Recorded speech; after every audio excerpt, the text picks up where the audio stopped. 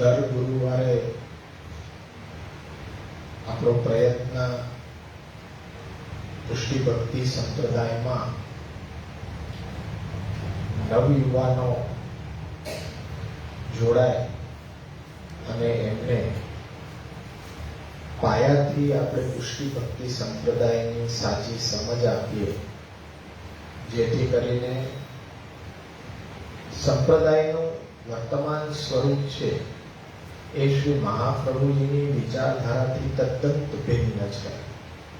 અલગ જ સંપ્રદાય ચાલી રહ્યો હોય એ રીતના, જેમ કે સાચા હીરા કરતા મોટો હીરો વધારે ચમકે અને કદાચ પરખ કરનારને પણ આંજી દે એક વાર તો, એવી રીતના અત્યારના પણ બની રહ્યું છે કે શ્રી મહાપ્રભુજીના સિદ્ધાંત આધારિત જે પુષ્ટિ ભક્તિ સંપ્રદાય છે એના સમકક્ષ જ એક બીજો સંપ્રદાય પુષ્ટિ ભક્તિ સંપ્રદાય કે જે આપણે સૌએ બનાવી દીધો છે એ ચાલી રહ્યો છે. અને એ બધાને મોટા પ્રમાણમાં આંજી રહ્યો છે અને બધા એને જ પુષ્ટિ ભક્તિ સંપ્રદાય સમજી રહ્યા છે. પરંતુ જો આપણે પ્રયત્ન ન કર્યો તો આપણું જેમ જીવન સંશયમાં વ્યતીત થઈ રહ્યું હતું, આપણને પણ અજ્ઞાન, આપણને પણ સંશય આપણી સાધનાની અંદર હતા.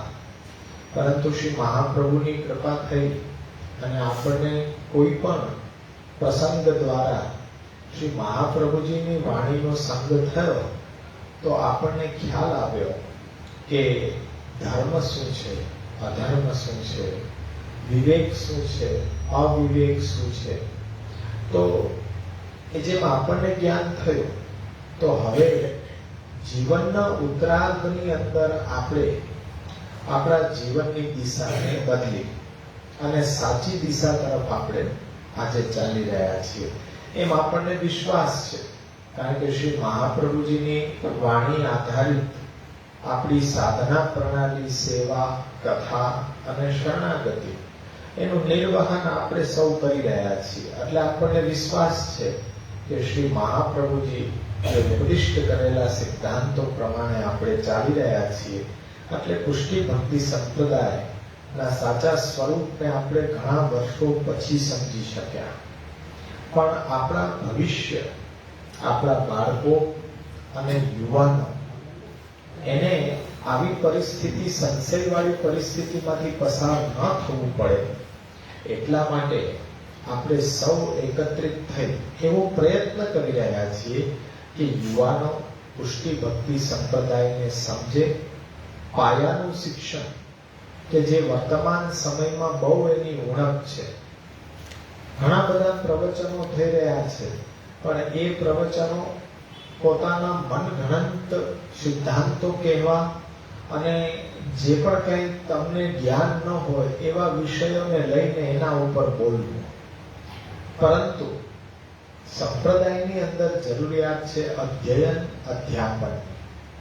અધ્યયન કરીને જે વ્યક્તિ શ્રી મહાપ્રભુજીના સિદ્ધાંતને સમજીને, જાણીને અનુસરણ કરી રહ્યો છે, એ વ્યક્તિ સાથે બેસીને આપણે પણ શ્રી મહાપ્રભુજીના સિદ્ધાંતો, આપણા કર્તવ્યને સમજીએ અને એ પ્રકારે જીવનમાં આચરણ કરતા થઈએ.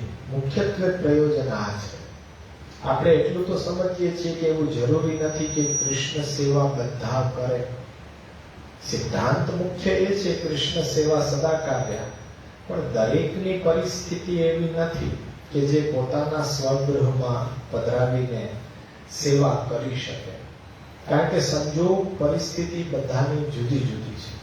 એ પ્રમાણે દરેકની ઘરે કૃષ્ણ સેવા બિરાજવી જો શક્ય ન હોય તો એની અવેજમાં શું કરી શકાય એનો વિચાર આપણે મળીને કરવો જોઈએ. તો કે કૃષ્ણ કથા. કૃષ્ણ કથા એટલે પ્રભુના નામ, રૂપ, ગુણ, લીલા તો ખરી જ, પણ એ તો આગળના સ્તર ઉપર છે. પ્રારંભિક સ્તર ઉપર તો શ્રી મહાપ્રભુજીના વિચાર, શ્રી મહાપ્રભુજીની વાણી. બાળકોને આપણે મંગલાચરણથી શરૂઆત કરીને ષોડશ ગ્રંથનું પાયાનું જ્ઞાન આપવું પડશે. ષોડશ ગ્રંથ પણ એ રીતના કે એને સમજમાં આવે.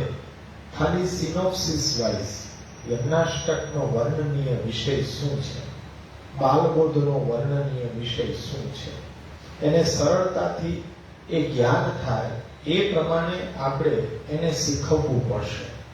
ત્યાર પછી કથા પક્ષની અંદર એ શ્રીમદ ભાગવત, શ્રીમદ ભગવદ ગીતા જેવી રીતના એમનું મન છે એ ટેવાઈ જશે તો આપોઆપ એ વિચાર તો થઈ જશે. પરંતુ પહેલા મહેનત આપણે કરવી પડશે અને બહુ નિતાંત આવશ્યક છે. અત્યારના સમયની અંદર યુવા ધનને આપણા ધર્મ પ્રત્યે જાગૃત કરવાની બહુ આવશ્યકતા છે.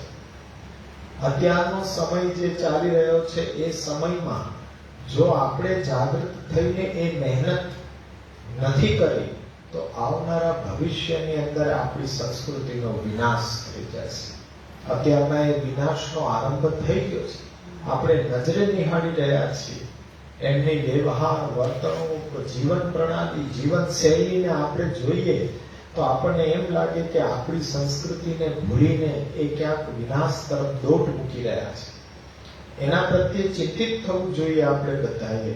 અને એ યુવા ધનને કઈ રીતના દેશકાલ પરિસ્થિતિ અનુરૂપ ધર્મનો બોધ કરવો એ વિચાર કરીને આપણે એને ઉપદેશ આપવો પડશે, એને શીખવવું પડશે, આપણા ધર્મ પ્રત્યે જાગૃત કરવા પડશે. એના માટે આપણે જીવન પણ આખો પ્રયત્ન કરતા રહેવું પડે.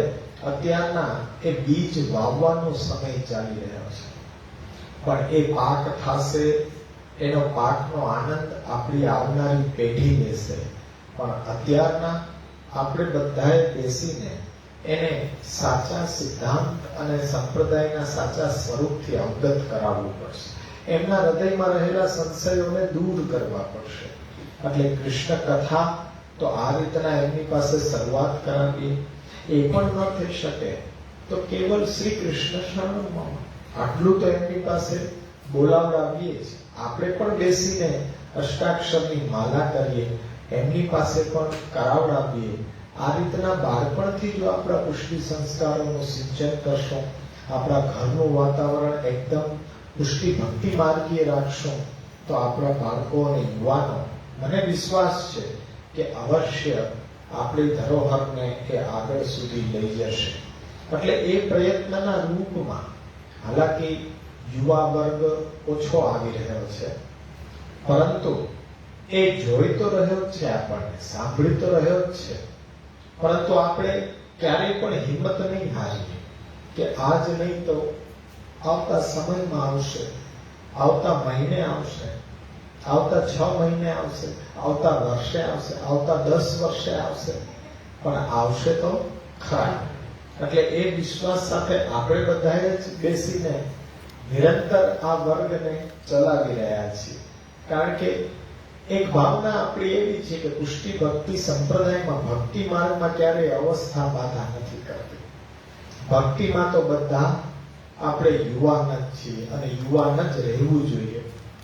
અને ભક્તિમાં જો વૃદ્ધ થઈએ ને તો એ તો ગૌરવ લેવા જેવી વાત છે. ભક્તિમાં વયોવૃદ્ધ થાય તો આપણી ફલા અવસ્થા માનસીસા પરામતા એ વયોવૃદ્ધ અવસ્થાએ પ્રાપ્ત થાય. પણ અત્યારના આપણે બધા યુવાન પણ બાળકો છે.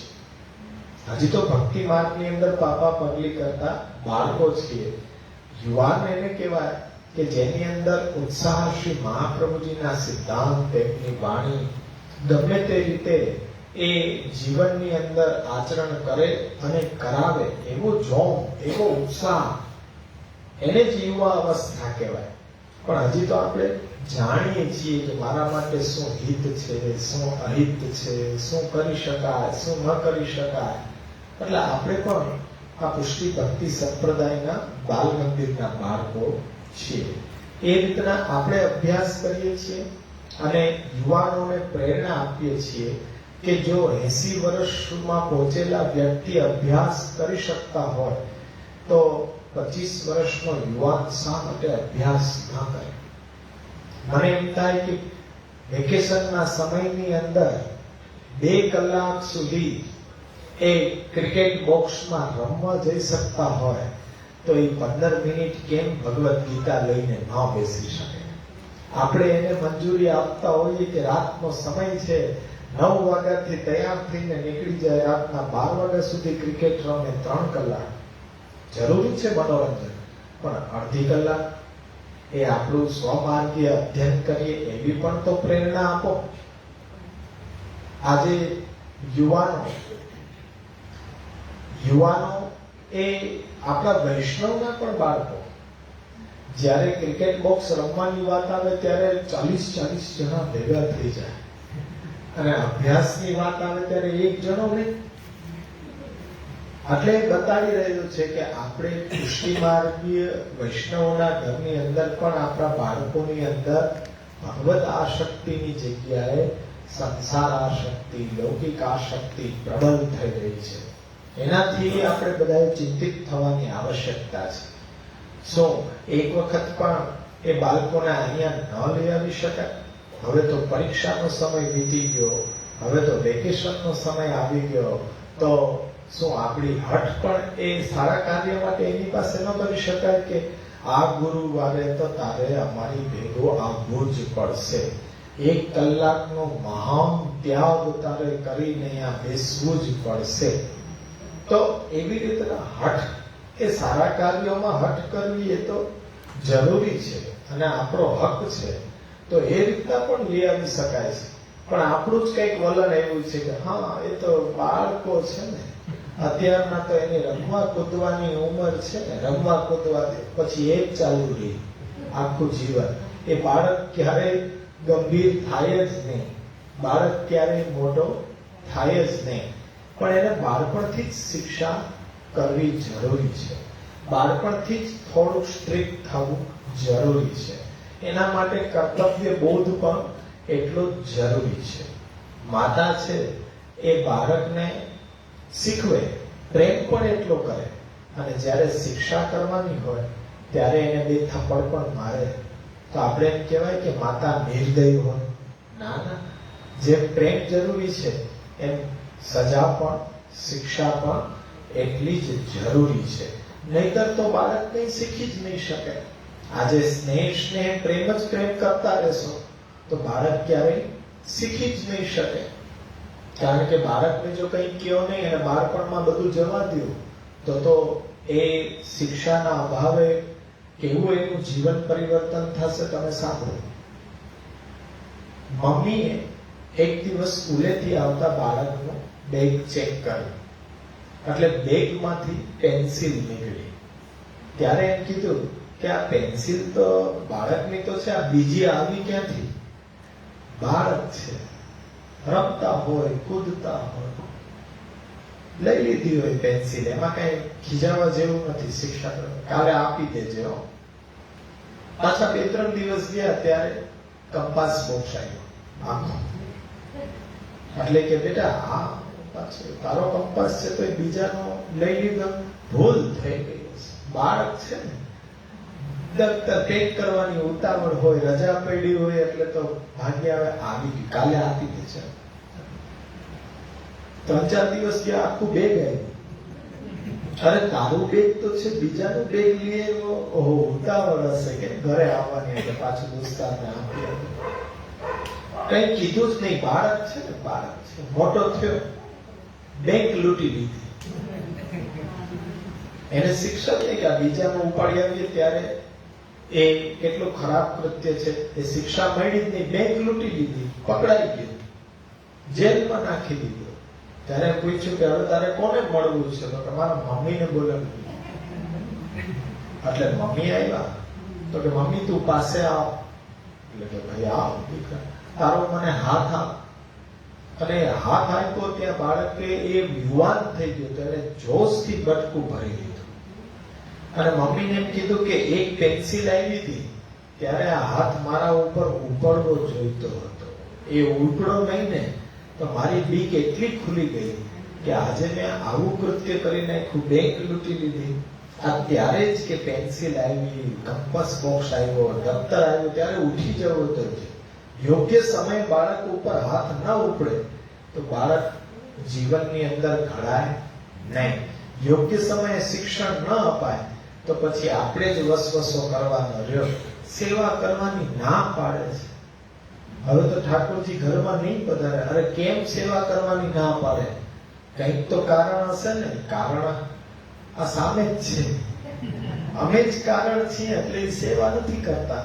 અમે જ કારણ છીએ એટલે એ અભ્યાસ નથી કરતા. કારણ આપણે જ છીએ કે આપણે યોગ્ય સમયે શિક્ષણની શરૂઆત કરી નહીં. એટલા માટે જરૂરી છે કે બાળકોને અભ્યાસ કરાવવો. ભલે રમે કૂદે, રમવા કૂદવાની ઉંમર છે, પણ શિક્ષણ ટાઈમે એ શિક્ષણ અભ્યાસ પણ એટલું જરૂરી છે.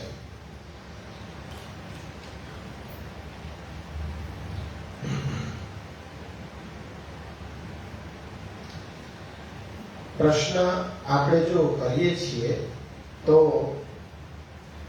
શરણ દીક્ષા કોને આપવી જોઈએ? આવો પ્રશ્ન છે. પુષ્ટિ ભક્તિ સંપ્રદાયની અંદર પ્રવેશ લેવા માટેની પ્રથમ દીક્ષા, જેને આપણે શરણ દીક્ષા કહીએ, અષ્ટાક્ષર મંત્રની દીક્ષા કહીએ, વલ્લભ વંશજ. પણ વલ્લભ વંશજ એટલે એટલાથી પૂરતું નહીં. વલ્લભ વંશમાં જન્મ લીધો છે અમે એટલે અમે ગુરુ કહેવાઈએ એવું નથી. મહાપ્રભુજીએ સ્વયં આજ્ઞા કરી છે કે પુષ્ટિ ભક્તિ સંપ્રદાયમાં મહાપ્રભુજીના સિદ્ધાંત અનુરૂપ પોતાના સ્વગૃહમાં સ્વતનુવિદથી પોતાનો સ્વધર્મ સમજીને જે સેવા કરતો હોય એવો વ્યક્તિ કૃષ્ણ સેવા પરાયણ. પણ એની સેવા સ્વધર્મ સમજીને કરવું એટલે કોઈ પદ પ્રતિષ્ઠા દેખાડવા માટે નહીં, કેવલ પોતાનો સ્વધર્મ. આજે અમે બ્રાહ્મણ છીએ, વલ્લભ કુલ સાચું, પણ બ્રાહ્મણ કુલ છે તો બ્રાહ્મણમાં અમે જન્મ લીધો છે તો નિત્ય ગાયત્રી જપ અને સંધ્યા વંદન અમારો સ્વધર્મ છે, તો અમારે બતાડવાની જરૂર ન હોય.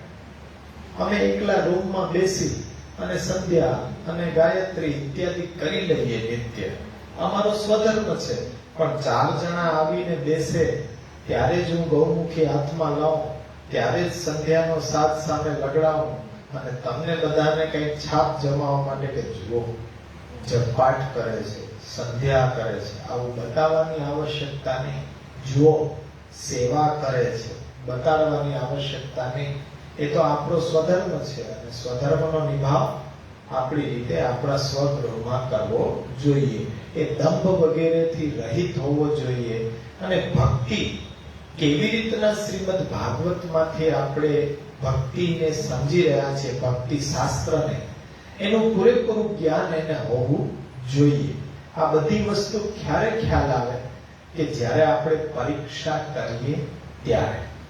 એટલે ગુરુની પરીક્ષા તો થવી જોઈએ એવી ભાવનાથી પીડાતા નહીં કે વલ્લભકુલની પરીક્ષા આપણાથી થોડી થાય.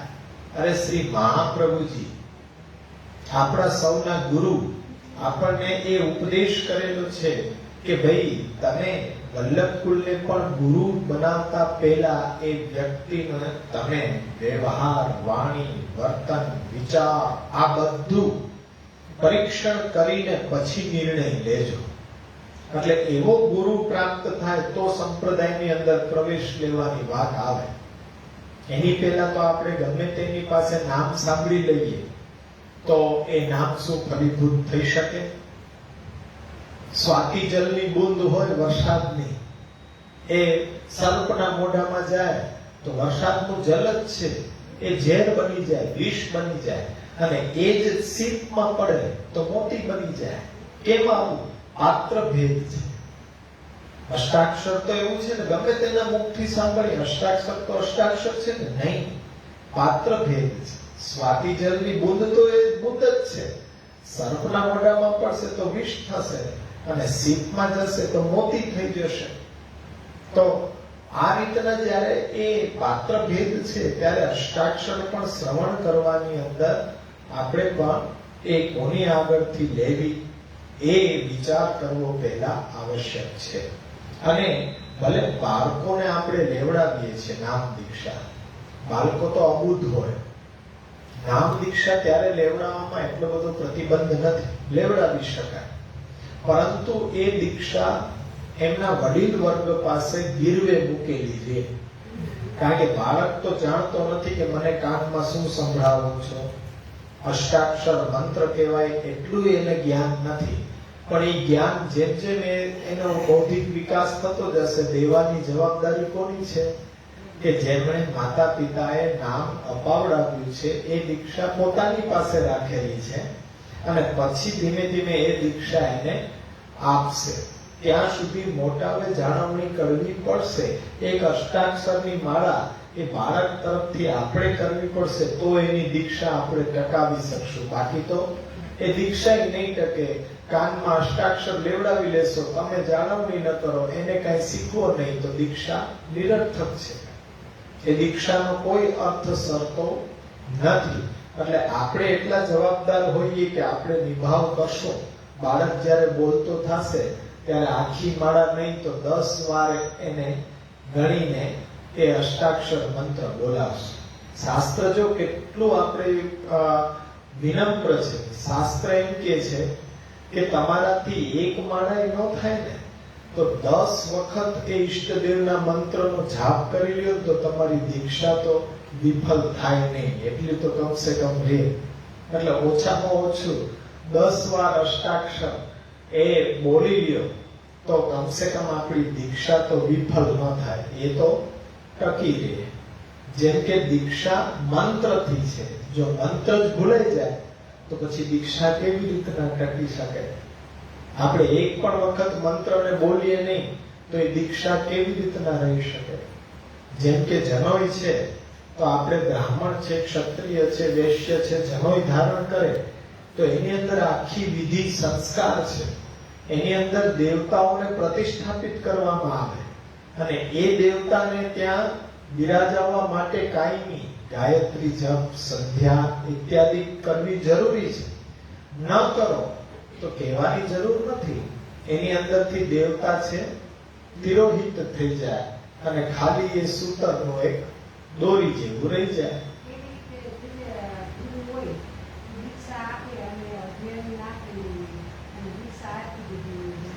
આપણે એવા સંજોગોમાં શ્રી મહાપ્રભુજીને ગુરુ ધારણ કરી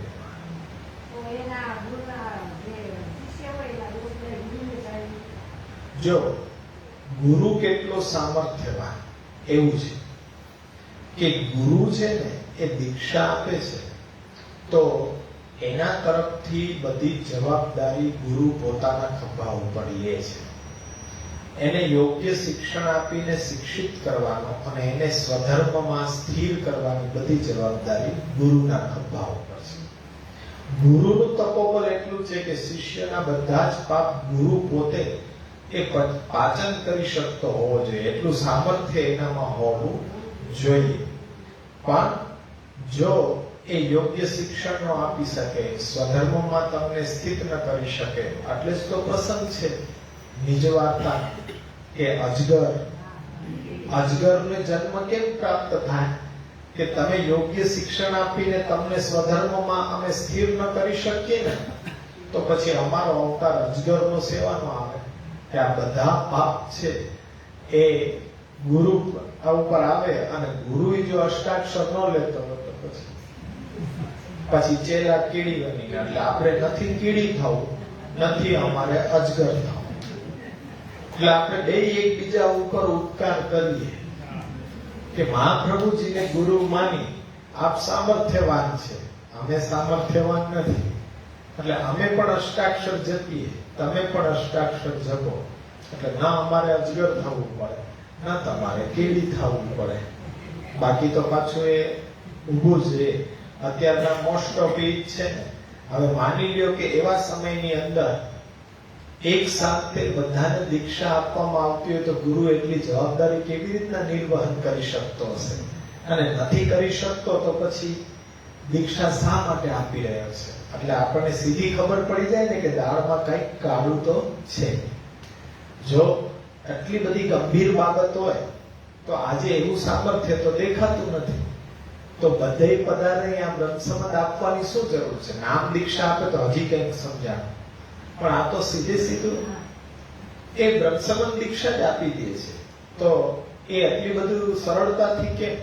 પહેલાના સમયમાં આટલું સરળ નહોતું. મહાપ્રભુજી ગુસાઈજીના સમયમાં આપણે 84-252 નો સત્સંગ કરીએ છીએ તો એમાં ઘણા પ્રસંગોમાં આવે છે કે મહાપ્રભુજીએ ઘર આખામાંથી એક વ્યક્તિને એ નામ દીક્ષા જ ખાલી આપી. બ્રહ્મસંબંધ દીક્ષાની વિનંતી કરી હોય તો મહાપ્રભુજીએ નામ કીધી છે. કેમ કે બ્રહ્મસંબંધ તારાથી જીવી નહીં શકાય. એટલે ત્યાં આપણે અટકી જવું જોઈએ ને કે બ્રહ્મસંબંધ જીવવાનું કંઈક એ મંત્ર છે, બ્રહ્મસંબંધ છે એ કંઈક જીવન પ્રણાલી છે, એ રીતના આપણે જીવન જીવવું જરૂરી છે. તો આપણે ત્યારે વાર્તા પ્રસંગ વાંચ્યો ત્યારે ખબર પડી જાય કે આ જીવન પ્રણાલીને જો આપણે અનુસરણ કરતા હોય ત્યારે બ્રહ્મસંબંધ દીક્ષા લેવાય. તો એની પહેલા જ બ્રહ્મસંબંધ દીક્ષા આપી દે તો પછી એ સંબંધ પણ કૃષ્ણ સંબંધ તો બહુ દૂરની વાત રહી, બ્રહ્મ સંબંધ પણ નથી થઈ શકતો. એટલે સ્પષ્ટ છે કે બ્રહ્મસંબંધ દીક્ષા તો અત્યારના અધિકારી લગભગ નહિવત છે, કોઈ હોય જ નહીં એવું. પણ એ અધિકાર પ્રાપ્ત કરવા માટે યોગ્ય શિક્ષણ આપવું જોઈએ, એને સમજાવવું જોઈએ.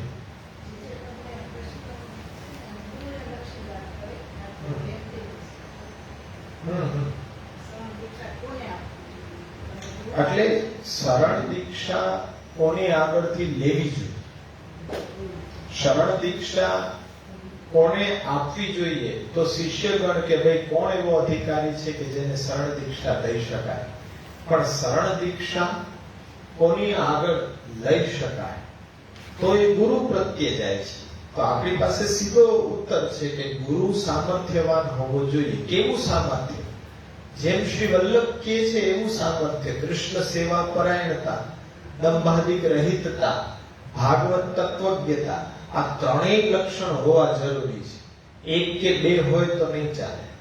ત્રણેય લક્ષણ વાળો વ્યક્તિ મળે તો અને તો જ તમે નામ દીક્ષા લો એની પાસે, અન્યથા નહીં. તો શું કરવું? ન લેવી? અરે મહાપ્રભુજીનું ચિત્રજી છે, મહાપ્રભુજીને ગુરુ માન્યા છે. કંઠી ચરણારવિંદમાં પધરાવો, અષ્ટાક્ષર મંત્ર 3 વખત બોલો, કંઠી પહેરવું. મહાપ્રભુજી અમને નામ દીક્ષા આપી છે. જ્યારે કોઈ વ્યક્તિ નથી ત્યારે મહાપ્રભુજી સ્વયં છૂટ આપે. તદ અભાવે સ્વયં વાપી મૂર્તિ કૃત્વા હરે ક્વચિત. કેમ? અરે કરી શકાય છે. દીક્ષા પણ મહાપ્રભુજી જ આપેલી છે. એ રીતના માનીને જો સેવા કરી શકાતી હોય તો પછી નામ દીક્ષા તો લઈ જ શકાય. કેમ ન લઈ શકાય? પણ ઘણા આજના સમયમાં મહાપ્રભુજીના વચનો આધારિત, જો મેં શું કહ્યું કે મહાપ્રભુજીના ચરણારવિંદમાં કંઠી મૂકી અષ્ટાક્ષર બોલીને પહેરી લેવા, પણ અત્યારના સમયમાં જો કોઈ વ્યક્તિ એ સામર્થ્યવાન નથી પણ ઘણા એવો અભ્યાસ કરાવતા હોય કે વૈષ્ણવ દીક્ષા આપી શકે, મહાપ્રભુજી ગુસાઈજીના સમયમાં પણ એ પ્રમેય બલની વાત છે. ગુસાઈજી અને મહાપ્રભુજી એ પ્રમેય બલથી એ સામર્થ્ય એની અંદર સ્થાપિત કર્યું, એટલે આપણે એનું અનુકરણ ન કરી શકીએ. આપણામાં તો અભિમાન આવતા, અહંકાર આવતા આપણું તો પતન થઈ જશે. ઘણા આવો પણ આગ્રહ રાખે છે કે કોઈ વૈષ્ણવ પણ આપી શકે, ક્યારે પણ આપતા ત્યારે મહાપ્રભુજીની આજ્ઞાથી, ચાચા હરિવંશજી ગુસાઈજીની આજ્ઞાથી દેતા, પણ જ્યારે ગુસાઈજી પધારતા ત્યારે બધાને બોલાવતા કે આપ પાછા નામ આવો. એવું સામર્થ્ય મહાપ્રભુજી ગુસાઈજી દ્વારા એમાં સ્થાપિત કરવામાં આવ્યું હતું. અત્યારના આપણે એનું અનુકરણ કરી શકાય નહીં. આપણે તો ચિત્રજીની આગળ એ અષ્ટાક્ષર બોલી, જ્યારે કોઈ આવો લક્ષણ વાળો વ્યક્તિ નથી મળતો ત્યારે એ આપણે આ રીતના સંપ્રદાયની અંદર પ્રવેશ લેવો જોઈએ. સમર્પણ દીક્ષાની તો વાત જ આખી જુદી છે. સમર્પણ દીક્ષાની અંદર પોતાના સ્વ, જે કઈ સ્વ આપણું માનીએ છીએ એનું સમર્પણ આપણા પ્રભુને આપણે કરી રહ્યા છીએ. એ સમર્પણનો ભાવ છે આપણા પ્રભુને, અને આપણે આખું જીવન એ પ્રભુની સેવા અને એમના ઉચ્છિષ્ટ થી આપણો જીવન નિર્વાહ થશે એના માટે કટિબદ્ધ બનીએ છીએ. ગુરુ હશે તો નામ દીક્ષા અને સમર્પણ દીક્ષા એમની પાસે લઈ શકાશે, પણ જો ગુરુ જ નહીં હોય તો પછી મહાપ્રભુજીને ગુરુ ધારણ કરી આપણે સંપ્રદાયની અંદર આપણા ગુરુ શ્રી મહાપ્રભુજી, બ્રહ્મસંબંધ પણ શ્રી મહાપ્રભુજી જ આપણને કરાવ્યું છે.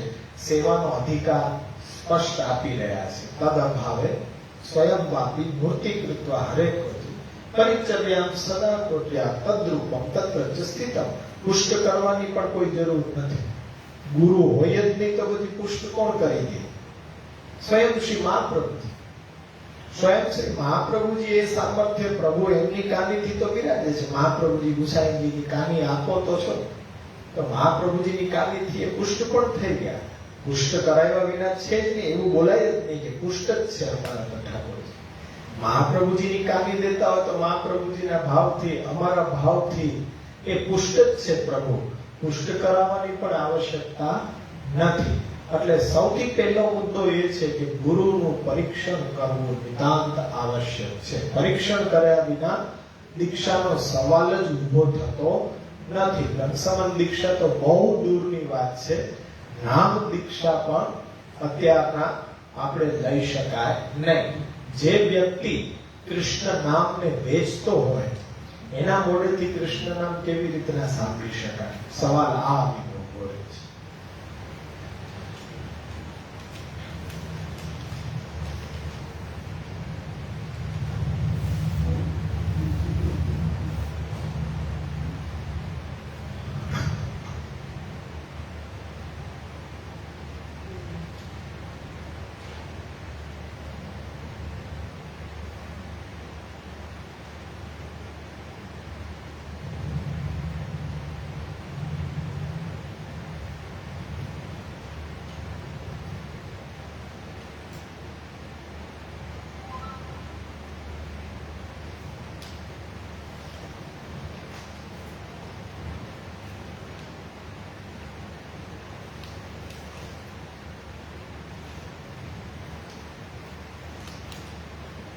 પ્રશ્ન ઘણા બધા છે. એમાં શરણ મંત્રની ઉત્પત્તિનું બીજ શું છે? શરણ મંત્ર તો દરેક જગ્યાએ શાસ્ત્રની અંદર કહેવામાં આવેલો જ હતો. જેમ કે ભગવદ્ ગીતા, સર્વ ધર્માન પરિત્યજ્ય મામેકમ શરણમ વ્રજ અહમ ત્વા સર્વ પાપેભ્યો મોક્ષિષ્યામિ મા શુચિ. આની અંદર શરણ મંત્ર સ્પષ્ટ, મામ એકમેવ, મામ એકમેવ, મારા એકને જ શરણ આ. ઉપનિષદ પણ એમ કહે છે કે દેવ શેના લીધે પ્રિય લાગે છે? અંદર આત્મા છે. એટલે આત્મા કોને લીધે પ્રિય લાગે છે? પરમાત્માને લીધે. તો એ પરમાત્માને શરણે જવું જોઈએ. એટલે મહાપ્રભુજીએ જે શરણ મંત્ર આપણને આપ્યો છે એ ચારેય વેદ, ઉપનિષદો, તમામ શાસ્ત્રો નો બીજો આ અષ્ટાક્ષર મંત્ર છે, શ્રી કૃષ્ણ શરણમ મમ. એટલે એ શ્રી કૃષ્ણ છે, એના શરણમાં આપણે રહેવું જોઈએ, એનું શરણ આપણે સ્વીકારવું જોઈએ. એ આધારે શ્રી મહાપ્રભુજીએ ચારેય પ્રસ્થાન ઉપર એક સૂત્રિત કરીને આપના સિદ્ધાંતો આપણે કહ્યા છે. કારણ કે કોઈને વિશ્વાસ આવે, કોઈને ના આવે. એટલે આપણી પ્રણાલિકા શું છે કે કોઈ પણ સિદ્ધાંતને તમે સરખાવી લો. વેદાહ કૃષ્ણ વાક્યાની, વ્યાસ સૂત્રાણી ચેવ, સમાધિ ભાષા વ્યાસસ્ય, પ્રમાણમ તત્ચતુષ્ટય. શરણ મંત્ર બધે તમને મળશે, વેદમાં પણ મળશે, ઉપનિષદમાં પણ મળશે, સ્પષ્ટ ભગવદ્ ગીતાની અંદર પણ મળશે, અને ભાગવતમાં પણ એ જ શરણાગતિનો બોધ કરવામાં આવેલો છે.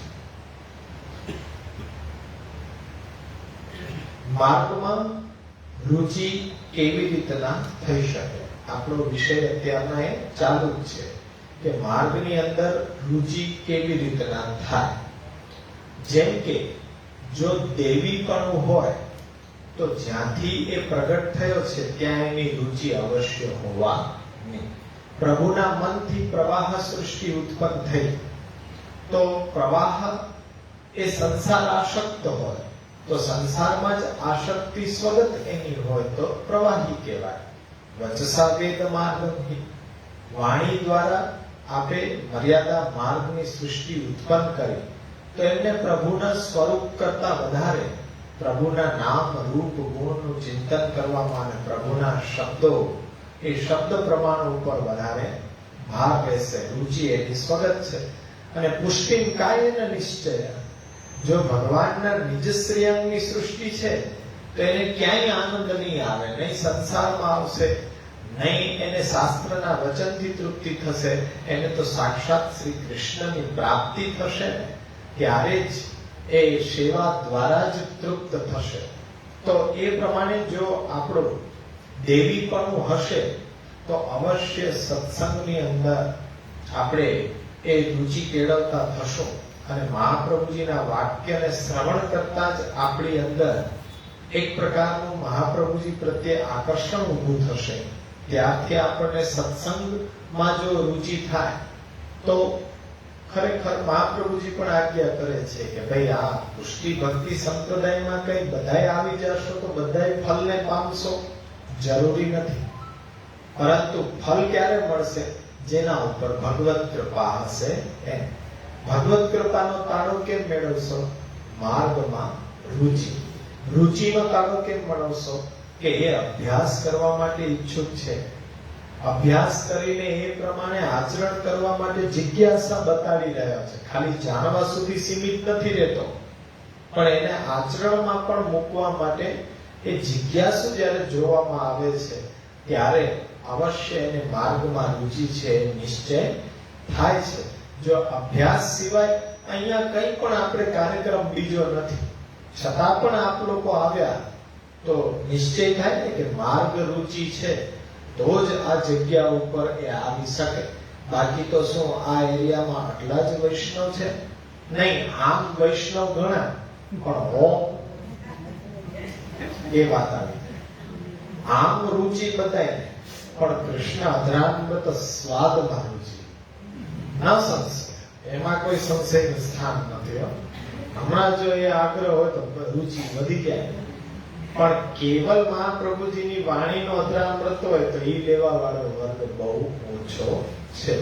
એટલે માર્ગ રુચિ અહીં કેટલા ટાઈમથી ચાલે છે વર્ગ બધાને ખબર છે. હા, પાછા એ અમને કહે છે આપ ત્યાં પધારો ગુરુનું શું અમારી બાજુમાં જ થઈ જશો, તમે નથી આવતા? ના, શું હે કરો કેમ નથી ઘડી પચાઈ ગયા અમે.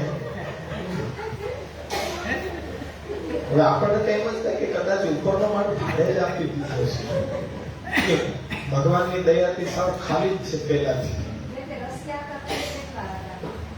એ આનંદ આવે ને એમાં કઈક વાજિંત્રો વગડતા હોય. તો કઈ શિબિરમાં તો કઈ વાજિંત્ર હોય નહીં, વચ્ચે વચ્ચે કીર્તન ગાય ને કેવો આનંદ આવે. અમે રોજ કહી દઈએ હવે કે ગુરુવારે શુક્રવારે પેટી વાળા તબલા વાળા વચ્ચે વચ્ચે બોલવું શું, એ વગાડે શું આમાં વચ્ચે. આમાં તો આપણું કીટક ગદી ગયા, કીટક ગદી ગયા. હા તો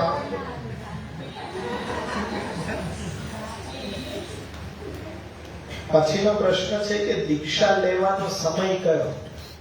તો એની ભલી ભાંતિ આપણે ચર્ચા કરી ગયા છીએ કે શરણ દીક્ષાનો સમય જ્યારે આપણે કૃષ્ણને જ પરબ્રહ્મ જાણીએ ત્યારે. કૃષ્ણથી મોટો બીજો કોઈ દેવ નથી. કૃષ્ણને છોડીને અન્ય દેવતાનું ભજન એ કરી શકાય નહીં. તો આ વસ્તુને આત્મસાત કરી શકે એ શરણ દીક્ષાનો ખરો અધિકારી છે. અને સમર્પણ દીક્ષા એટલે કે પોતાના સ્વગૃહમાં સ્વતનુવિધિથી ઠાકોરજીને સ્વસમર્પણ પૂર્વક જો સેવા કરી શકતો હોય તો જ એને બ્રહ્મસમન દીક્ષા લેવી જોઈએ. અન્યથા બ્રહ્મસમન દીક્ષા લેવી કમ્પલસરી નથી. પુષ્ટિ ભક્તિ સંપ્રદાયમાં એક વાત નિશ્ચિત કરી લઈએ કે બ્રહ્મસમન દીક્ષા લેવી જ જોઈએ એવું તો શ્રી મહાપ્રભુજી પણ આજ્ઞા ક્યાંય નથી કરતા. બલકે મહાપ્રભુજી તો એમ ઉપદેશ કરે છે કે બ્રહ્મસમન દીક્ષાનો તો કોઈ જ્વલ્લે જ અધિકારી હોય. કૃષ્ણ સેવાનું સામર્થ્ય તો કોઈ જવલ્લે જ એકની અંદર આવી શકે. બધાની અંદર કૃષ્ણ સેવાનું સામર્થ્ય ક્યાં? એટલે એ દુર્લભતા બતાવી છે. તો બ્રહ્મસમન દીક્ષા પણ બધાને એ હોઈ શકે નહીં. લેવાનો ખરો સમય કે જ્યારે આપણું લક્ષ્ય કૃષ્ણ પ્રાપ્તિ હોય, કૃષ્ણ સેવા કથા કરીને ત્યારે જ બ્રહ્મસમન દીક્ષા લેવડાવી જોઈએ. અને આપણે આપણા સંતાનોને પણ ત્યારે જ દેવડાવવી જોઈએ. હવે ઘણો બધા પ્રશ્ન છે, વિવિધ એ વિષયોના પ્રશ્નો છે.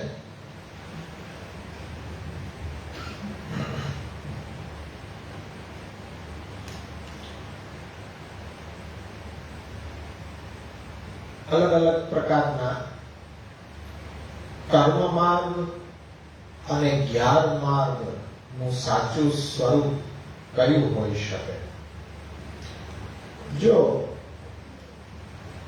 આપણે તો શ્રી મહાપ્રભુજીએ પુષ્ટિ ભક્તિ સંપ્રદાયની અંદર કર્મ માર્ગ એટલે આપણે એવું સમજીએ છીએ કે દરેક કર્મ ની શરૂઆત પ્રભુને યાદ કરીને કરવી જોઈએ. એટલે આપણો સિદ્ધાંત શું છે? નિવેદિવી સમર્પેવ સર્વમ કુર્યાદિતિ સ્થિતિ. સૌથી મોટું કર્મ કયું? તો આપણે કહીએ છીએ દેવકી પુત્ર શ્રી કૃષ્ણની સેવા. એ સૌથી મોટું કર્મ છે. તો આપણે પૂછશો આપણો સવાલ કે મહારાજ કર્મ માર્ગ બળો, જ્ઞાન માર્ગ બળો કે ભક્તિ માર્ગ બળો? જેના મન જે માર્ગમાં શ્રદ્ધા છે એ માર્ગ એને મને મોટો. પણ શ્રી મહાપ્રભુજીનો આપણે વિચાર જાણીએ તો ભક્તિ માર્ગ સૌથી મોટો માર્ગ. એટલે કર્મ સૌથી મોટામાં મોટું ને હોય તો એ ભગવત સેવા છે. એની અંદર દરેક કર્મો છે સમાહિત થઈ જાય છે. જ્ઞાનમાં આખા જગતનું જ્ઞાન લઈને પણ ફાયદો શું? જે જ્ઞાન પ્રભુના સ્વરૂપનું ન હોય, પ્રભુના સ્વરૂપને ન સમજાવી શકે એવું જ્ઞાન એ નિરર્થક છે. એટલે જ્ઞાનમાં એટલે પ્રભુના મહાત્મ્યનું, પ્રભુના સ્વરૂપનું જ્ઞાન પ્રાપ્ત કરી અને પ્રભુના બનવા માટે તત્પર થવું એ સાચો જ્ઞાન માર્ગ છે. બાકી આખા વિશ્વનું, આખા લોકનું જ્ઞાન લઈને પણ તમારે એ અંતે તો ભગવત ભક્તિ, ભગવત શરણાગતિ જ ધ્યેય હોવું જોઈએ.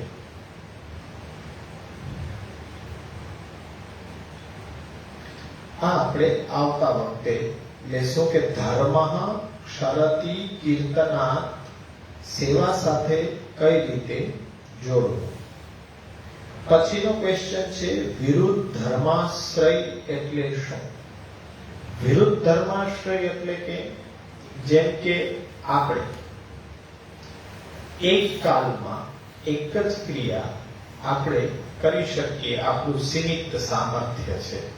હું અહીંયા આવ્યો છું તો મારી ઘરે અત્યારના હું છું નહીં, એટલે મારું સામર્થ્ય સીમિત છે. પણ બ્રહ્મ પરમાત્મા ભગવાન શ્રી કૃષ્ણ માટે આવું નથી. એક કાલાવચ્છિન્ન લીલા, એક જ સમયમાં એક કરતા વધારે ક્રિયા, વધારે લીલા અલગ અલગ સ્થાનો પર અલગ અલગ વયને લઈને એ કરી શકે છે. એ સામર્થ્ય આપણે સમજી શકીએ ને તો જ પ્રભુની લીલાને સમજી શકીએ. વિરુદ્ધ ધર્માશ્રયત્વ સ્વીકાર કરવો પડે. એક્ઝામ્પલ કે જેમ આપણે પલનામાં ગાઈએ છીએ પ્રેંક પર્યંક શયનમ, એમાં યશોદાજીની આગળ પોઢેલા કૃષ્ણ એ જ સમયે માનની માન હરણમ, પલનામાં પોઢીને ઝૂલવું એ બાલ અવસ્થા છે, જ્યારે માનિનીનું માન હરણ કરવું કિશોર અવસ્થાની લીલા છે. એક જ સમયે આ બે કેવી રીતના શક્ય છે? કોઈ જીવથી શક્ય નથી, પણ પ્રભુથી આ શક્ય છે કે એક જ કાલની અંદર વિવિધ અવસ્થાઓમાં પણ એ લીલા કરી શકે છે. એ જ વિરુદ્ધ ધર્માશ્રયત્વ છે, અને એ સ્વીકારીએ તો જ આપણે ભગવાનની લીલા સમજી શકીએ. અન્ય મતો છે વિરુદ્ધ ધર્માશ્રયને સ્વીકારતું નથી, એટલે એને એવું લાગી રહ્યું છે કે ભાઈ બ્રહ્મ સત્ય તો જગત મિથ્યા. પણ વિરુદ્ધ ધર્માશ્રયત્વ એ તો જગત રૂપે જગતથી વિલક્ષણ રહીને પણ એનો આનંદ પોતે લઈ શકે છે. વિરુદ્ધ ધર્માશ્રયત્વને સમજો તો જ પ્રભુ શ્રી કૃષ્ણની લીલાઓને સમજી શકો, અન્યથા કદાપી નહીં.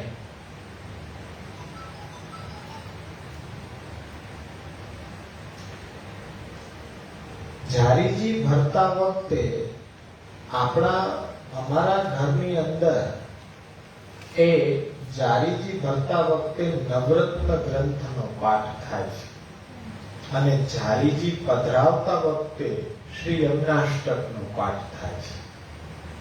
એટલે એ અમારી સેવાના ક્રમની અંદર જારીજી ભરતા હોઈએ ત્યારે નવરત્ન બોલવાનું, અને જારીજી પાછી પધરાવી જતા હોઈએ ત્યારે યમનાષ્ટક બોલવાનું. પણ અત્યારના શું છે કે આપણે ના તો નવરત્ન પૂરું થઈ શકે, ના તો યમનાષ્ટક પૂરું થઈ શકે. એની પહેલા જારીજી ભરાઈ જાય, ધરાય જાય, ભોગે આવી જાય, એવો ક્રમ છે. હકીકત શું છે? સવારમાં સમજો, સવારમાં પેલા જારીજી સરાવવા જાઓ ત્યારથી નવરત્નની શરૂઆત કરો. જારીજીને ખંગાલો, રોજ માંજો, પછી તબકડીને માંજો, એમના જારીજીના નેવરને નીચવો, પછી જલ મથનીમાં છાનો. રાતના ભરેલી મથની હોય તો સવારના એને ગાળવું તો પડે. ગાળેલું જળ જ શુદ્ધ કહેવામાં આવે, બાકી તો વાસી થઈ જાય. એને ગાળી લ્યો તો વળી પાછું શુદ્ધ થઈ જાય. આ બધી પ્રક્રિયા સવારની છે. ત્યારે નવરત્નનો પાઠ આપણે એ જારીજી ભરતા વખતે કરીએ, અને પછી એ ગાદીજી ઝટકારીએ, સોહની કરીએ, મંદિર વસ્ત્ર કરીએ, ત્યારે યમનાષ્ટક બોલીએ ને જારીજી પધરાવી ભોગ સાજે ત્યારે યમનાષ્ટક એ પૂર્ણ થઈ જાય. બાકી હકીકત શું છે કે ચિત્તવૃત્તિ વળી પાછી પાઠમાં અટકી જાય તો સેવામાં વળી પાછી ભૂલ પડવા માંડે. આપણું બેલેન્સ રહી ન શકે ને, એટલે અમે સીધો રસ્તો બતાવીએ કે અષ્ટાક્ષર મનમાં લેતા લેતા બધું. બાકી તો એક એક વિજ્ઞપ્તિના શ્લોકો છે. હવે અમે સમજાવતા હોય તો કે આ બધાનું લિસ્ટ આપો. લિસ્ટ આપે પછી શું થાય કે ઠાકોરજીને પધરાવતા પહેલા જ વળી પાછા આ રીતના ઠાકોરજીને પધરાવીને પાછી વિજ્ઞપ્તિ વાંચવા જાય ત્યાં તો ઠાકોરજી કે છે કે મને પધરાવો પછી બોલો. હવે એ તો આપણે ઠાકોરજીને ખોલ્યા હોય ને ચાદર ખોલીએ ત્યારે બોલવાની એ વિજ્ઞપ્તિ છે. તો હવે એ વિજ્ઞપ્તિ બહુ ભૂલાઈ ગયું, હવે પાછા ઉડાડી દઈએ. આ બધું કંઠસ્થ હોય તો થઈ શકે, એટલે જાણકારીમાં રાખવું જરૂરી છે. પછી મન એમાં આવી જશે, અરે આ ટાઈમે તો આ બોલવાનું. હવે તો એ કે બહુ ક્લિષ્ટ થઈ ગયો સેવાનો પ્રકાર. એટલે કે ભાઈ જેટલું આપણાથી થઈ શકતું હોય એટલું આપણે કરીએ. સ્નાન કરવાના શ્લોક છે, સવારના ઉઠવાના શ્લોક છે, આપણા એ પથારીમાંથી પગ નીચે મૂકવાનો શ્લોક છે. હવે એવા સમયે કોણ જતા હોય કે એ શ્લોકો બધે સવારમાં તો આપણે સીધા ઉઠીને દોડી જઈએ, પણ એ રીતના આપણી વૈદિક સનાતન પરંપરા નથી શીખાતા. ઉઠીને પહેલા બેસવાનું, આંખ ખોલતા પહેલા સીધા મહાપ્રભુજીના દર્શન થવા જોઈએ. બીજા રઘુનાથજીનો પણ એ જ નિયમ હતો કે ગુસાઈજીના દર્શન કરે ત્યારે જ આપ નેત્ર ખોલે, બંધ કરીને પધારતા. અને વચ્ચે થાંભલો આવી ગયો, મસ્તકમાં આપને પરિશ્રમ પડે, ત્યારે ગુસાઈજી કીધું કે હું જ હાથેથી મારું ચિત્ર બનાવીને એમને પધરાવી દીધું. સન્મુખે રાખતા. આપણી પણ પદ્ધતિ એ છે, ઉઠીને બેસવું, પછી દર્શન કરવા, કંઠીના દર્શન કરવા, પછી આપણે નીચે પગ મૂકીએ તો આ પૃથ્વી છે, તો એ પૃથ્વીને પરિશ્રમ આપણા ભારથી આપીએ છીએ, તો પેલા ક્ષમાયાચના પૃથ્વીની થાય છે, પછી એના ઉપર પગ માંડવામાં આવે છે. દંત ધાવન કરતા વખતેનો શ્લોક છે, કોગળા કરતા વખતેનો શ્લોક છે, સ્નાન કરતા વખતેનો શ્લોક છે. જાણકારી રાખવી જોઈએ, પણ પછી એ શક્ય નથી કે તમે બોલી શકો. કંઠસ્થ થાય તો વાત જુદી છે, પણ પેલા શું જીવનમાં ભણાયેલો હતો, ગુરુકુલમાં ભણતા ને ત્યારથી આદત જ આ હતી, તો બધાને મુખપાઠ હતા. ત્યારે અત્યારના તો ગંગે છે, યમુને છે, ગોદાવરી, સીધું. આપણા માટે તો એટલે મહાપ્રભુજી સરળતા કેટલી કરી આપી. શ્રી કૃષ્ણ બધું એની અંદર આવી ગયું. વિજ્ઞપ્તિ એટલે શું અને વિજ્ઞપ્તિનું તાત્પર્ય શું હોઈ શકે? વિજ્ઞપ્તિ એટલે આપણા હૃદયનો ભાવ પ્રભુને જણાવવો. માંગવું એ પ્રાર્થના છે, પણ આપણા પ્રભુને આપણા હૃદયનો ભાવ જણાવવો એ વિજ્ઞપ્તિ છે. પાછા એના ગુણ ગાવા એ સ્તુતિ છે. એના ગુણ ગાવા એ સ્તુતિ છે, પણ આપણી અંતર વ્યથા પ્રભુને જણાવવી. લૌકિક નહીં હો, ધંધો નથી ચાલતો ને છોકરાનો ઠેકાણો નથી મળતું, છોકરીને સારું નથી મળતું, બહુ સારી આવે તો સારું, આવી બધી વ્યથા નહીં. તો પછી ઠાકોરજી કહે છે કે મારી વ્યથા કોણ સાંભળશે? પણ જેમ શ્રી ગુસાઈજીની જે કૃત વિજ્ઞપ્તિઓ છે, તો એમાં આપણને શું સ્વારસ્ય મળે છે?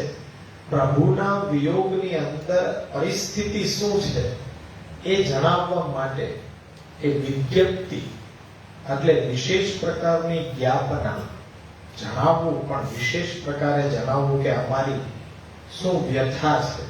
તો એ વ્યથાને પ્રભુ આગળ કહી શકાય કે આપ સર્વ સમર્થ છો કે હે પ્રભુ, આપના વિયોગને અમારે સહન ન કરવો પડે, એ પ્રકારે આપણી વ્યવસ્થાને આપણે કઈ ઉદ્ગાર વાક્ય દ્વારા જણાવીએ એ વિજ્ઞપ્તિ કહેવાય છે.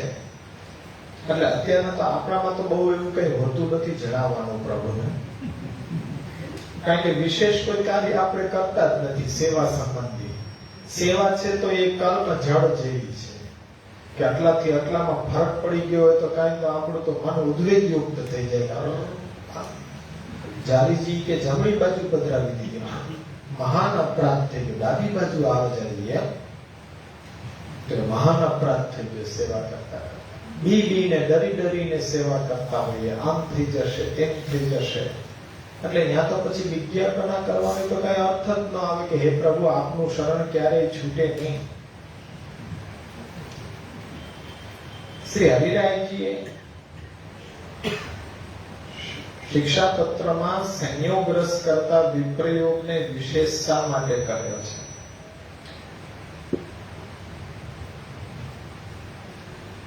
શ્રી હરિરાયજીએ કોઈ એવું સ્ટેન્ડ એક લીધેલું નથી કે વિપ્રયોગ છે. સંયોગમાં સંયોગનો આનંદ છે અને સંયોગની ઉત્તરાવસ્થા વિપ્રયોગ છે. વિપ્રયોગ જ્યાં સુધી અનુભવ ન થાય ત્યાં સુધી સંયોગનો આનંદ ન આવી શકે. પ્રભુએ રાસ દરમિયાન પોતે પ્રગટ થઈ અને બ્રજ ભક્તોની સામે પ્રગટ થયા અને પછી અંતર ધ્યાન થયા. પ્રગટ થયા એટલે સંયોગનો અનુભવ પ્રથમ કરાવાય, પછી એ વિયોગનો અનુભવ આપણને થઈ શકે. કે જે કોઈ વ્યક્તિ આપણી સ્નેહી હોય, મિત્ર હોય કે સગાવાલા હોય, આપણી સાથે અમુક સમય રહ્યા હોય, તો આપણને એનાથી દૂર થવાનું દુઃખ થાય. પણ પેલાથી સાથે જ રહ્યા ન હોય, અબોલા હોય, તો પછી આપણે પ્રશ્ન એવો મૂકતા હોય કે અમારે એની સાથે કોઈ સંબંધ હતો જ નહીં, હવે એ વયા ગયા છે તો સૂતક પાડવું કે ન પાડવું? અરે તમારાથી સંબંધ નથી, પણ શાસ્ત્ર એ થોડું માને છે તમારા સગા થાય તો સગા, ભલે સગા રે, અમારે આવરો જાવરોય નથી, અમે તેને બોલતાય નથી, જોતા અરે ભાઈ છે તો છે, એમ કઈ મને કેન્સલ થશે તમારા કહેવાથી, હવે એનું બાધક પાડવું કે ન પાડવું? અરે બાધક તો પાડવું જ પડે ને. તો આ કે જ્યાં સુધી આપણે જેની સાથે સ્નેહનો સંબંધ બંધાય પછી એનાથી વિખૂટા પડવું પડે તો સંયોગનો આનંદ, કારણ કે દ્વિદલાત્મક સેવા છે. સંયોગ અને વિયોગ બે ઉભય પક્ષનો આનંદ એ સેવા છે. પરંતુ પરમ ફલ ક્યારે કીધું? તો મનની ભાવના હોય. આપણે એમ કહીએ કે ભાઈ આપણા દુઃખના રોદણા તો આપણે રડીએ છીએ, જ્યાં સુધી જીવશું ત્યાં સુધી રડશું, પણ પ્રભુથી વિખૂટા આપણે પડી ગયા છીએ એટલું તો તમે માનો છો. પણ હવે પ્રભુ પાછા મળશે કે નહીં મળે એની ચિંતા થઈને જે દુઃખ થાય ને, એ જ સાચામાં સાચું દુઃખ છે. હવે આપણે કોઈ સગા સંબંધી સ્નેહીને યાદ કરીને અશ્રુ પાડીએ, પણ પ્રભુને યાદ કરીને જે દિવસે અશ્રુ પડે ને, એ દિવસે પરમ ફળની પ્રાપ્તિ થઈ ગઈ. વિચારધારા દરેક ટીકાકારોની અલગ અલગ છે. એનો મતલબ એવો નથી કે શ્રી હરિરાયજી વિપ્રયોગને પરમ ફળ કહે છે. સંયોગ જ પરમ ફળ છે, પણ સંયોગની ઉત્તરા અવસ્થામાં વિપ્રયોગ છે. વિપ્રયોગમાં પણ પ્રભુને યાદ કરીને એમનું સ્વરૂપ જે આપણને સંયોગનો અનુભવ અપાવે છે, અને સંયોગ વખતે પણ વિપ્રયોગ સંમિલિત જ છે. રાજભોગ મંગલા જગાવ્યા, રાજભોગ સુધી, રાજભોગ પછી અનવસરનો સમય આવવાનો છે, ત્યારે સંયોગમાં પણ ચિંતા તો એ થઈ રહી છે કે હવે રાજભોગનો સમય કેમ આવી ગયો, હવે ઉત્થાપન સુધી બહાર નીકળવું પડશે. ત્યારે મહાન વિરહ થઈ જાય. આપણી વાત જુદી છે કે મહાન આનંદ થાય કે હાય આજનું કામ પૂરું, કાલનું કાલે જશે. કારણ કે સાંજની સેવા હોય નહીં તો જવા કરવાનું કઈ હોય નહીં, પાછું કાલ સવારના એ રૂમ યાદ આવે કે હા હવે સવારથી પાછું જગાડવું તો પડશે. મહાન વિરહ થવો જોઈએ. ક્યારે થશે? ભલે એક યામની સેવા કરતા રહ્યો તો પણ થશે. જે દિવસે એક સ્પાર્ક થયો ને, ત્યારે મહાપ્રભુજી કહે છે કે એ પરમ ફલ છે. કે તમને પ્રભુથી વિખૂટા પડવાનું જયારે દુઃખ થશે ને, આપણને અનુભવ થાય તો છે, સેવામાં રત રહેનારને ક્યાંક બહારગામ જવું પડે તેને એ સમય યાદ તો આવે છે, ત્યાં એ સ્પાર્ક થઈને રહી જાય છે. પણ ત્યાં એ આગ પકડી લેવી જોઈએ, અગ્નિ પ્રજ્વલિત થઈ જવી જોઈએ કે હવે અહીંથી તો પાછું ઘરે જ વયું જવું સારું છે. એટલે વાર્તા સાહિત્યમાં એવા સૂક્ષ્મ આવે છે કે પ્રભુથી દૂર જવું નથી, અને પ્રભુની માટેની સામગ્રી સુંદર જોઈ તો કે હવે ગયા બધું અહીંયા જ થઈ ગયું. આ સુંદર સામગ્રી લઈને ઘરે ચાલો, ઠાકોરજીને અરોગાવો. આનાથી મોટું પછી તીર્થ કયું હોઈ શકે? આનાથી બીજું મોટો યજ્ઞ કયો હોઈ શકે? ઈચ્છા તો ન હોય, પણ સંજોગ વસાત જવું પડતું હોય, પણ મનમાં તો એ જ ક્રિયામાન હોય કે પ્રભુની સેવા છોડીને ક્યાંય જવું નથી. પણ પ્રભુ અર્થે જોઈને બાનું મળી ગયું, ચાલો હવે અહીંથી ઘરે વળી જાઓ. આવી કૃતિ જયારે આપણી થાય ત્યારે એમ કહેવાય કે ના, એ પરમ ફલ આપણને પ્રાપ્ત થયું. જીવ હજારો વર્ષથી વિખૂટો પડેલ છે એવું શા માટે કહ્યું છે? કારણ કે આપણે 84 લાખના ફેરામાં કેવી રીતના ફસાણા એનો વિચાર કરો. જ્યારે બ્રહ્મમાંથી આપણે વિખૂટા પડ્યા પછી આપણી અંદરથી જે પ્રભુના ધર્મો છે એ પ્રભુની ઈચ્છાથી જ તિરોહિત થયા, ત્યારથી સંસારમાં ભટકી રહ્યા છે. હજારો વર્ષ, એની કોઈ ગણતરી નથી. ત્યારથી આપણે વિખૂટા પડતા પડતા હવે શ્રી મહાપ્રભુજીની કૃપાથી મહાપ્રભુજીને શરણે આવ્યા છીએ. હવે નિશ્ચિંતતા આવી કે નિશ્ચય પ્રભુને આપણને પ્રાપ્ત થશે. ત્યારે ગોવર્ધન ધરણે જે ઈચ્છા આપણા ઉપર કરી કે મારાથી વિખૂટા પડેલા દેવી જીવ મારા સુધી પહોંચવાનો માર્ગ ભૂલી ગયા છે, એટલે દુઃખ ભોગવે છે, અને એમનું દુઃખ મારાથી સહન થઈ શકે નહીં. જો પ્રભુથી વિખૂટા પડવાનું દુઃખ આપણને થતું હોય તો પ્રભુને પણ એટલું જ દુઃખ થાય. યે યથામામ પ્રપદ્યે તાં તથૈવ ભજામ્યહમ. તમે એકલા જ શરણાગત નથી થતા, એ પણ તમારી સાથે સંબંધ બાંધે છે. તમે એકલા જ સમર્પિત નથી થતા, એ પણ બધું ભૂલી જાય કે એક ભક્ત સિવાય કોઈને જોતો જ નથી.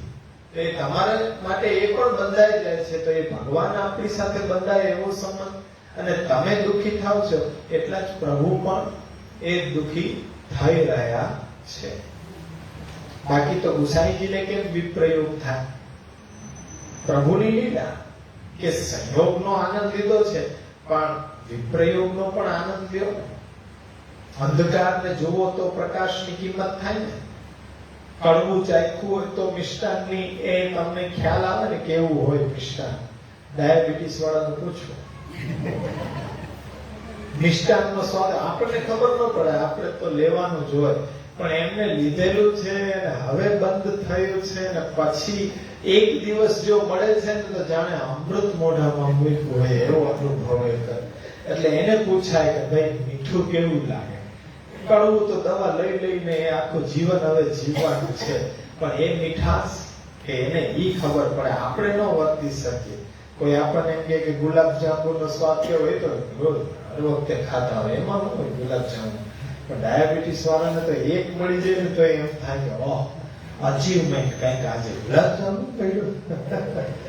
એટલે એવું જયારે સેવાની અંદર હોય અને સેવા છૂટે અને ફરી સેવા પ્રાપ્ત થાય ત્યારે ઉમંગ આનંદ કેવો હોય કે પ્રભુ આપની સેવા કરી રહ્યા હતા, પણ હજારો વર્ષોથી આપનાથી વિખૂટા પડી ગયા, શું કાર્ય કરી રહ્યા હતા, ક્યાં અમે અથડાઈ રહ્યા હતા, અને શ્રી મહાપ્રભુજી કૃપા વિચારીને આજે એ જ કાર્ય અમને આજ દેહથી આજ જન્મની અંદર અમારા સ્થાન ઉપર જ પ્રાપ્ત કરાવી દીધું.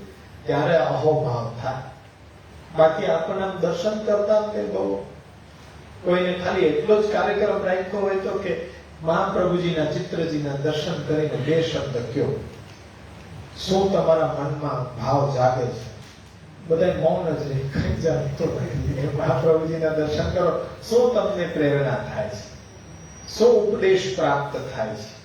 થાય છે કઈ ઉપદેશ? ધ્યેયમ સદા વલ્લભમ નથી થતો, પણ એટલું આપણે હજી મહાપ્રભુજી સાથે સંબંધ નથી બાંધ્યો.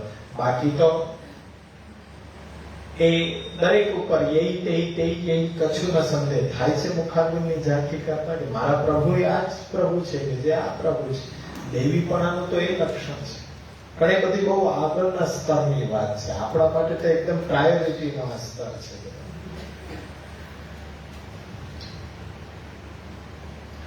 આ પણ આપણે આવતા વખતે બે પ્રશ્ન લેશું કે ગોવિંદ સ્વામી સનોડિયા બ્રાહ્મણની વાર્તાને યમનાષ્ટક સાથે સરખાવી શકીએ.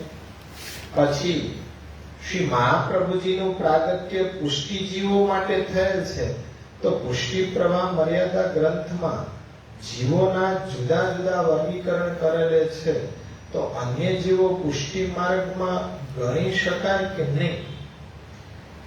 અરે આ તો વ્યવસ્થા જ એ પ્રકારના કરી છે પ્રભુએ જ.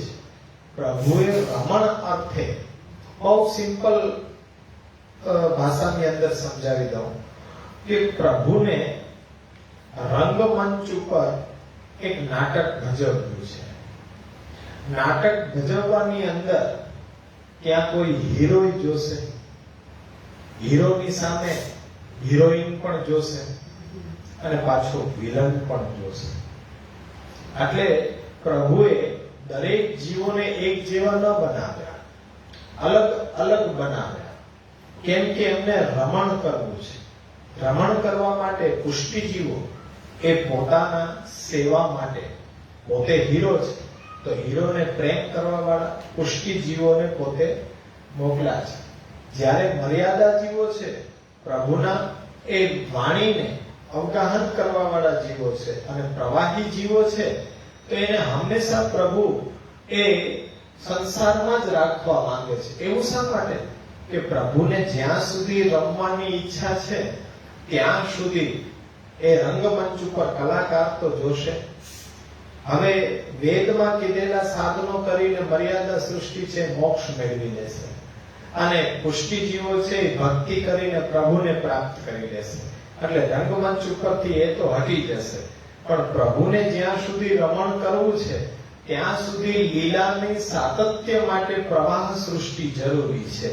કે લીલાના સાતત્ય માટે રંગમંચ ઉપર એવો પણ એક પ્રકાર જોઈએ કે જે પ્રભુની રમણની ઈચ્છા હશે ત્યાં સુધી એ નાટક ચાલુ રાખશે. તો એવી આ પ્રવાહ સૃષ્ટિ છે. હવે જો કોઈ પણ રમત હોય એમાં બે પક્ષ સરખે સરખા હોય તો રમતનો આનંદ આવે? રમત ચાલ્યા જ કરે, રિઝલ્ટ આવે જ નહીં તો એ કંટાળો આવી જાય. પણ એમાં એક પક્ષ નબળો અને એક પક્ષ મજબૂત હોય તો કંઈક હાર જીતનો પરિણામ આવે ને તો એ રમતમાં રસ જાગે. તો એ પ્રકારે પ્રભુએ દરેક જીવોને અલગ અલગ બનાવ્યા, દરેકની પ્રકૃતિ સ્વભાવ અલગ અલગ. અને પ્રભુનું ઉચ્છલન એટલું જ નથી, હજી તો આપણે ખાલી એક આ બ્રહ્માંડને પણ પૂરેપૂરું નથી સમજતા, અનંત કોટી બ્રહ્માંડમાં. એક કામ કરો કે પ્રભુએ કેવા કેવા જીવોની રચના કરી છે. પહેલા તો ચેનલ બધા જોતા, નેશનલ જીઓગ્રાફિક કે ડિસ્કવરી, એમાં જલચર, ભૂચર, કેટલા બધા પ્રાણીઓ એવા છે કે જેને આપણે સમજતા નથી. એવો વિચાર થાય કે આ 24 કલાકના લાઈટના જીવડા છે ને પ્રભુએ શા માટે બનાવ્યા છે, એનું શું કામ? અહીંયા 24 કલાક જોઈએ એનું આયુષ્ય, સવાર થતા તો વયા જાય. પણ એ આનંદનું ઉચ્છલન છે. પ્રભુને ક્યારેય તૃપ્તિ થતી જ નથી. એવા એવા જીવો કે વિચાર કરતા હોય કે પતંગિયામાં પ્લેન પાંખ રાખી હોત તો શું ફરક પડી જાય. આટલા આટલા રંગ એની અંદર કોમ્બિનેશન તો જુઓ, એ એના આનંદનું ઉચ્છલન છે. સમુદ્રના તળિયે પડ્યા જીવો બધા એ શું કામના છે? અંદર પડ્યા છે, બહાર આવે નહીં. તો એનું પણ એક સ્ટેજ છે કે આનંદનું ઉચ્છલન છે. ભગવાનનો આટલા પક્ષીઓ, એમાં વિવિધતા, પણ એ વિવિધતા પૂર્ણ જ થતી નથી. આપણે ન સમજીએ, ના ઇતિ કહી દે કે ભાઈ આ તો અમારી કલ્પના શક્તિથી પણ પરે છે. એવા એવા જીવો પ્રભુએ બનાવ્યા છે. એક બ્રહ્માંડના આટલા બધા જીવો છે, આપણે કોઈને ઓળખી નથી શકતા. આવા તો અનંત કોટી બ્રહ્માંડ છે. ત્યાં બધું અલગ અલગ સામર્થ્ય છે. આપણે વૈજ્ઞાનિકો એમ કહે છે કે આ બીજા ગ્રહના વ્યક્તિઓ આ ગ્રહ ઉપર આવે છે, એ વાત તો નિશ્ચિત છે. અને એ લોકો અહીંયા બધી શોધખોળ કરવા આવી રહ્યા છે. એ તો પહેલાથી આપણે માનીએ છીએ કે અનંત કોટી બ્રહ્માંડ છે, દરેકની અંદર આ રીતના જીવ સૃષ્ટિ છે. પણ આપણે તો આ એકની અંદર છીએ તો એકને પણ પૂરો નથી જાણી શકતા. એટલે પ્રભુના આનંદનું ઉચ્છલન છે. એટલે એમણે પુષ્ટિ, પ્રવાહ, મર્યાદા ત્રણેય પ્રકારના જીવો બનાવ્યા. અને દેવી સૃષ્ટિ અને આસુરી સૃષ્ટિ બે મુખ્ય સર્ગ છે. અને આસુરી એટલે પ્રવાહી. દેવીની અંદર પુષ્ટિ અને મર્યાદા બંને આવે છે. એ પ્રભુએ પોતાના સેવન માટે અને મોક્ષ માટે બનાવેલી છે. પ્રવાહને તો લીલા સાતત્ય માટે જ રાખવામાં આવે છે. બે પ્રશ્નો આપણે આવતા વખતે રહેશું. આજે બહુ સફળ થયો કે પ્રશ્ન કર્યા, બધાને ખ્યાલ છે છતાં પણ કર્યા. કારણ કે આપણે શું છે કે સાસુ છે એ દીકરાને પાસે બેસાડે છે અને બધી વાત કરે છે. સંભળાવવાનો કઈ દીકરાને પ્રશ્ન નથી, વહુને સંભળાવવું છે. એટલે આપણે હવે પ્રશ્ન બનાવીએ છીએ અને પછી એ પ્રશ્ન આપણે આપીએ છીએ મલ્ટીમીડિયા થ્રુ. કે કોઈ ઘરે બેઠા હોય ને આનંદ લેતા હોય કદાચ, તો એમને પણ મનમાં આવા પ્રશ્ન હોય તો એનું સમાધાન ત્યાં થઈ શકે એમ છે.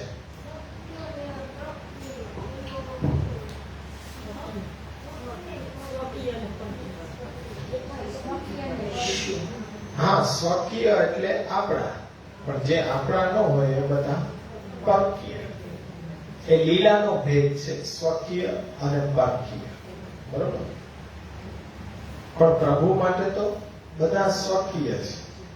પણ આપણી અંદર પણ એવો ભેદ છે. તો પ્રભુએ લીલામાં એ જ રીતના સ્વકીય અને પરકીય, જેમ કે આપણા સગાવાલા હોય, આપણો પરિવાર હોય, તો આપણે કેમ સોગત કહીએ, ભલે ને આપણી એ સાથે સંબંધ ન હોય તો એ અમારા, પણ ઓલા બીજા, આ અમારા ને ઓલા બીજા, આ સ્વકીય છે, ઓલા બધા પરકીય છે. એટલે એ ભેદ ત્યાં છે. બરોબર.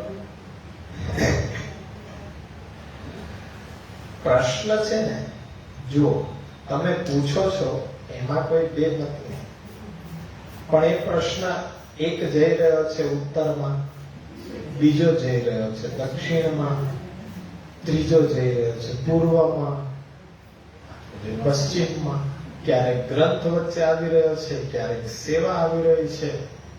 પ્રશ્ન સિક્વન્સ વાઇઝ હોવા જોઈએ કે જે વિષય ચાલી રહ્યો છે એને આનુષંગિક એ પ્રશ્ન હોવા જરૂરી છે. શિક્ષા આપણે લઈ રહ્યા છીએ તો ક્રમવાઇઝ જેમ ચાલશે કે દીક્ષા પ્રણાલિકા ચાલી રહી છે, ગુરુ શિષ્ય નો પ્રશ્ન ચાલી રહ્યો છે. હવે આપણે રુચિ ઉપર પહોંચ્યા છીએ તો એ વિષય ચાલી રહ્યો છે એને આનુષંગિક પ્રશ્ન જે આજે યુવાનોના મનમાં હોય એ જાણ.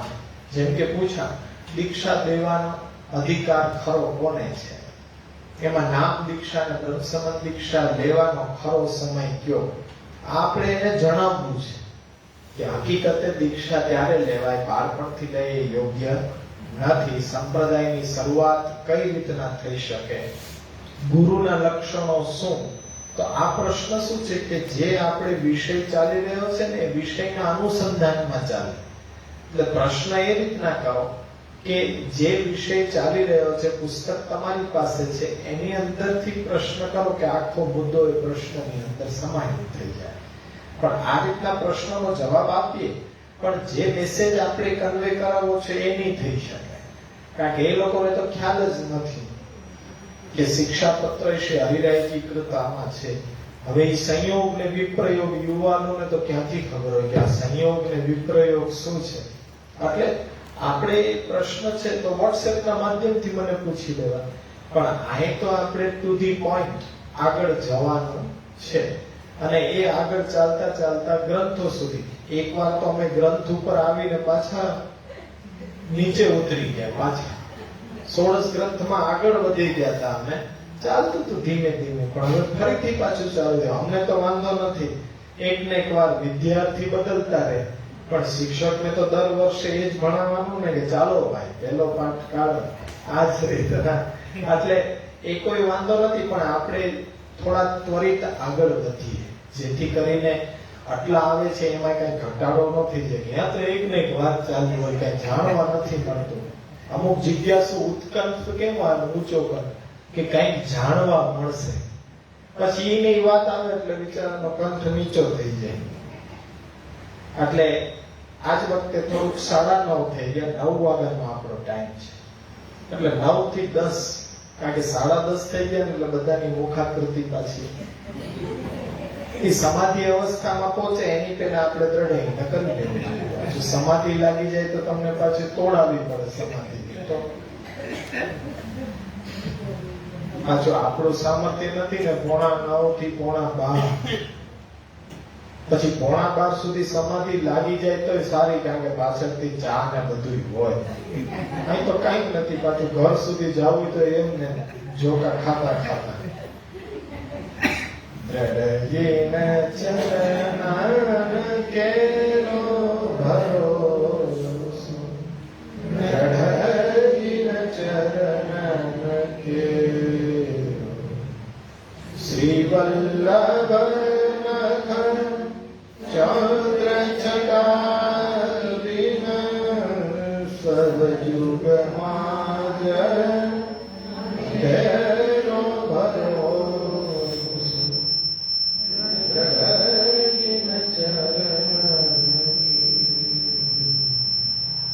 સાધન યોગ નહીં આ કરીને જાસો હોત નિગે, સુર કહાત હૈ વિવિધ ધરો, બિના મોલ કો ચેલો ભરોસો,